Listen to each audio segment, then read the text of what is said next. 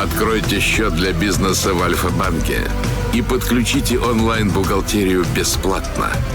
Альфа-банк – лучший банк для бизнеса. 22 июня 1941 года. Гитлер нападает на Советский Союз.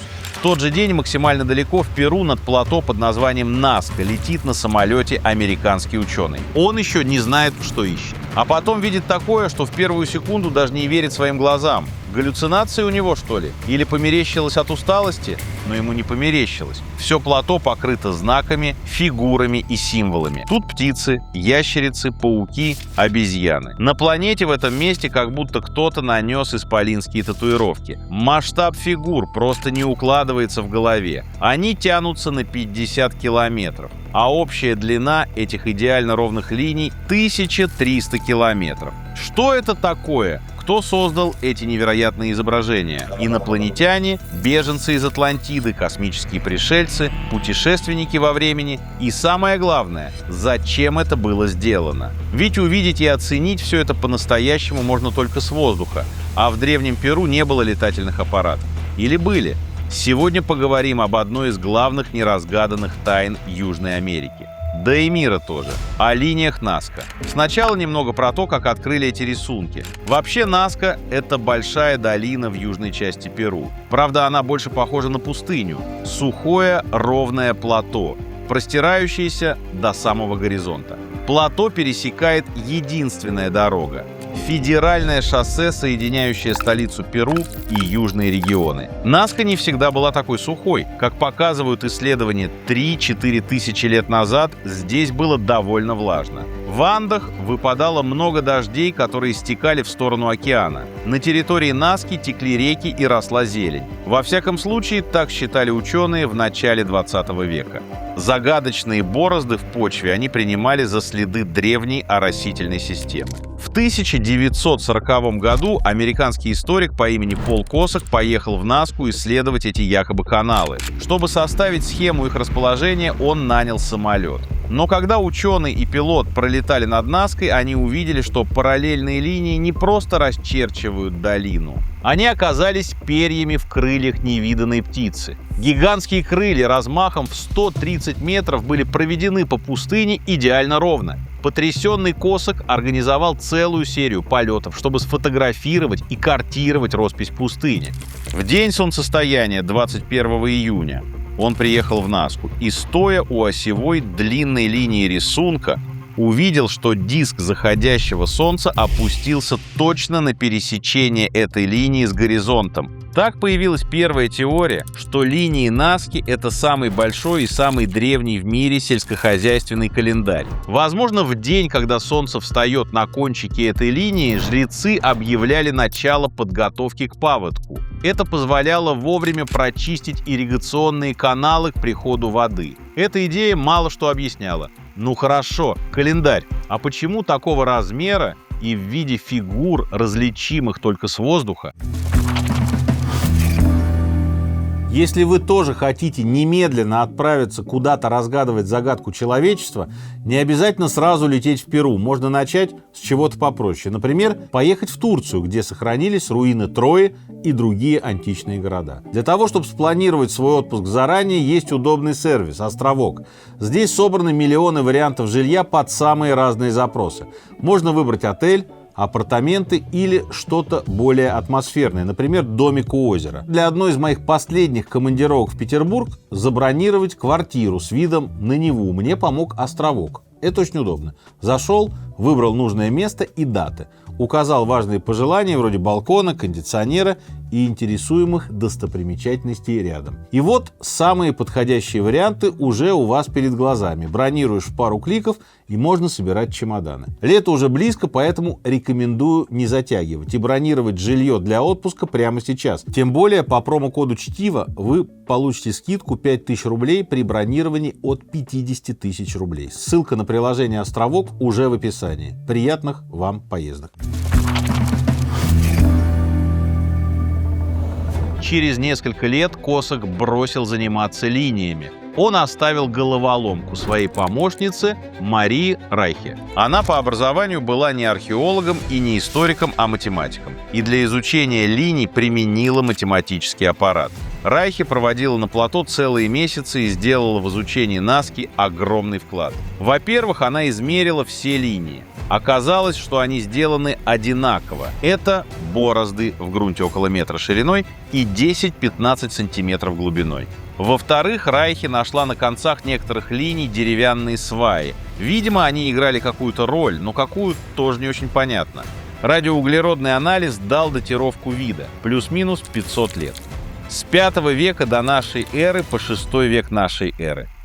В те времена в Перу существовала довольно продвинутая культура Наска. От нее остались расписные сосуды, ткани и даже мумии. Поэтому ученые, конечно, решили, что и линии в пустыне – дело рук тех же людей. Получалось, что им больше 2500 лет. Это немного успокоило научное сообщество, но тоже ничего не объяснило. Сосуды и ткани – это все замечательно. А как удалось создать такие идеально ровные линии и рисунки? По всей длине они не отклоняются от оси больше, чем на 0,1 долю градуса. Мумии – это тоже очень хорошо, но они что, летали? С Земли линии выглядят просто очень длинными бороздами, до такой степени, что на них никто особо не обращал внимания, пока не появились самолеты. Никаких естественных возвышений в Наске нет, и даже с башни, построенной уже в 20 веке, ничего толком не видно. Весь комплекс как будто сделан специально для того, чтобы на него смотрели с неба.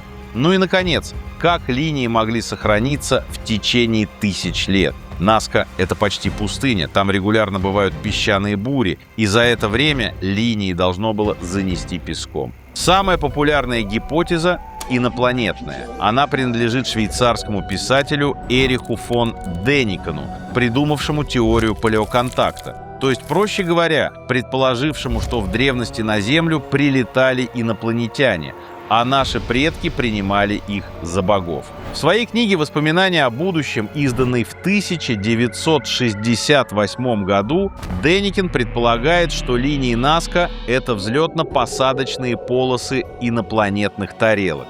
Деникин указывает, что линии Наски не единственное в своем роде явление. Есть гигантские колеи на Мальте, например. Там тоже линии, но на твердой горной породе.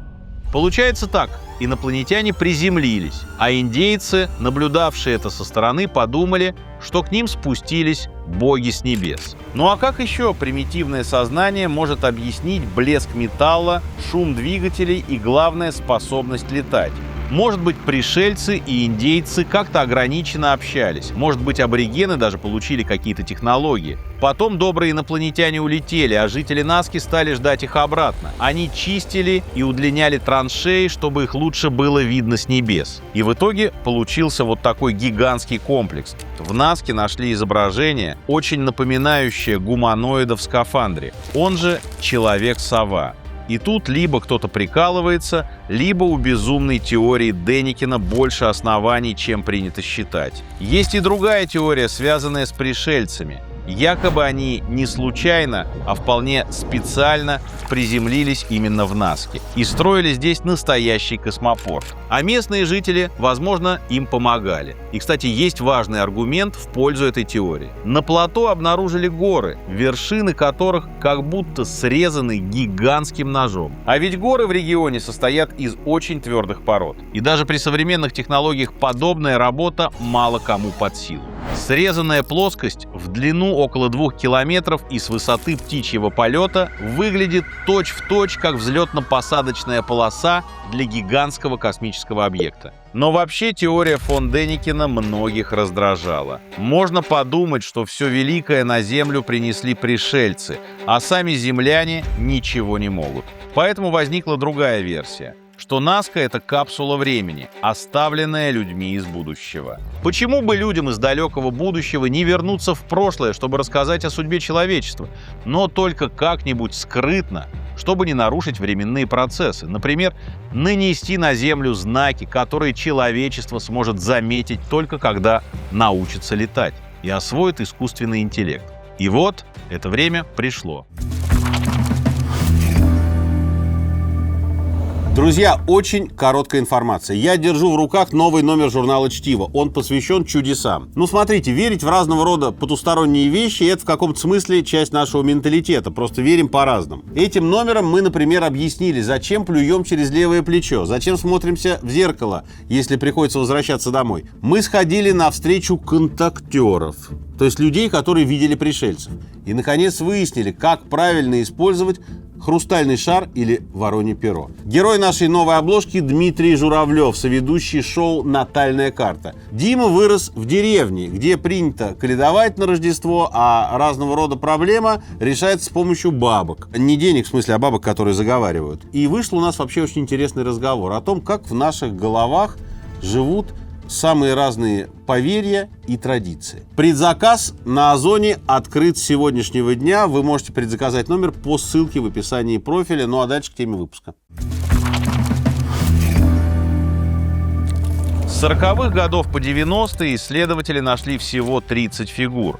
А в 2023 году японские ученые из университета Ямагата при поддержке IBM запустили над Наской дроны с искусственным интеллектом.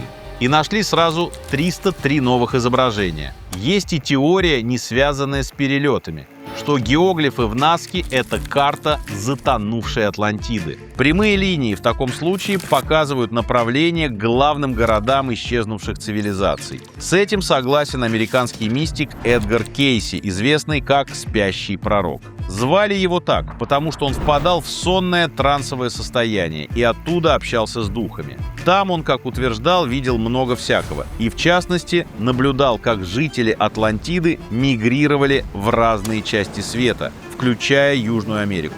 Так что его последователи считают, что выжившие атланты зафиксировали в Наске географию и историю своего континента.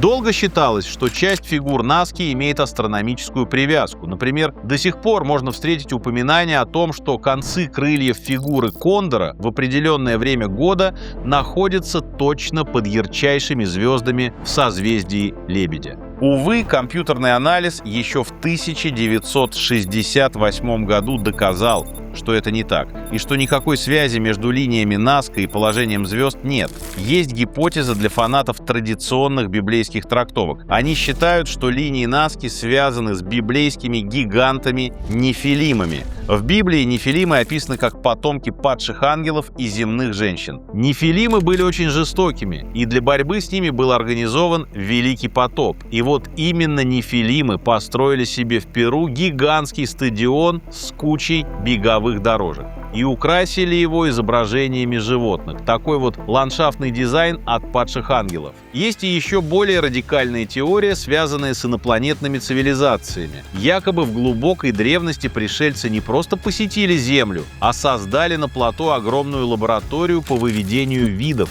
приспособленных к земным условиям. Изображения обезьяны, паука, птиц — это гигантские маркеры, нужные для того, чтобы инопланетные ученые с высоты видели, в каком секторе плато находится тот или иной биоматериал. Линии между ними — это следы высокотехнологичных заборов, которыми ограждали вольеры.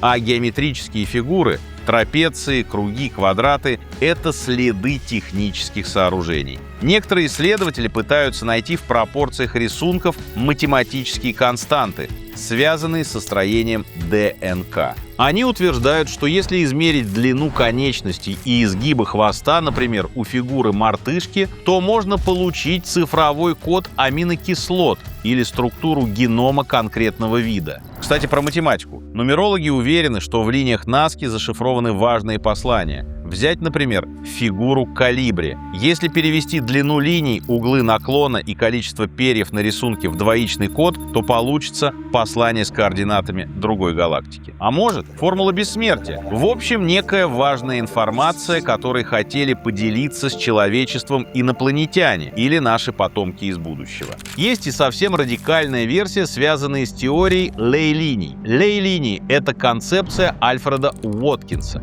В 1920-х, изучая ландшафт Англии, он обнаружил прямые, которые назвал лей-линиями. Сам Уоткинс считал их торговыми маршрутами эпохи неолита. Но в 1970-х эзотерики переиначили его идею и стали говорить, что вся Земля опоясана несколькими десятками энергетических меридианов. Назка идеально укладывается в эту теорию как якобы главный перекресток лей-линий, а рисунки на линии нанесли древние шаманы в попытках подчинить энергетику Земли. Этому, кстати, есть интересное подтверждение от ученых-климатологов. Они утверждают, что климат в Перу сильно испортился около 4-5 тысяч лет назад. Примерно тогда сформировалась климатическая аномалия Перу, известная как течение Эль-Ниньо. Это потепление океана, которое раз в несколько лет приносит в пустыню катастрофические ливни и наводнения. Цикл Эль-Ниньо колеблется от 2 до 7 лет. Приходит он всегда внезапно и приносит одни неприятности. Возможно, древние перуанские шаманы рисовали гигантских живых существ в попытках успокоить климат и вернуть в жизнь постоянство. Достоверных научных объяснений феномену плато Назка пока нет. Две главных теории, сельскохозяйственная и религиозная, объясняют мало. Сейчас историки считают, что линии Назки — это направление для ритуальных процессий, и что несколько раз в год жрецы устраивали как бы гигантские парады в честь божеств. Может быть и так, а может быть человечество однажды дорастет до настоящей разгадки.